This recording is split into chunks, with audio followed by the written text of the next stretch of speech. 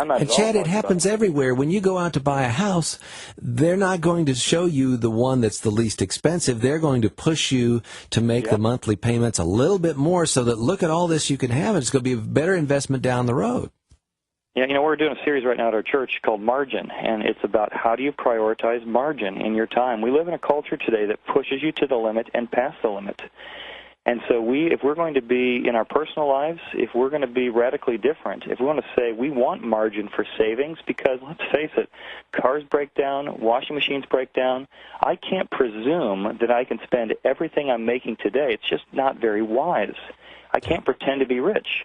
I need to presume that bad things are going to happen. I love that passage in Ecclesiastes that says, divide your investments to 7 or 8 places because the days are evil. And we're living in times when difficult things happen. And you remember the story of Joseph. He took 7 years of saying, I got plenty, but I'm saving up because I know difficult times are coming. Well, we didn't do that as a nation. Instead, we said, you can keep doing it. And now we're living under the delusion if we inflate the currency, if we borrow from China and Japan enough, then we can get back to the good old days. Well, our national economy is the same thing as a personal budget. You have to cut spending. You have to cut spending. It's hard, it's difficult, but that's the way that you get to that place where I'm not consuming more than I produce.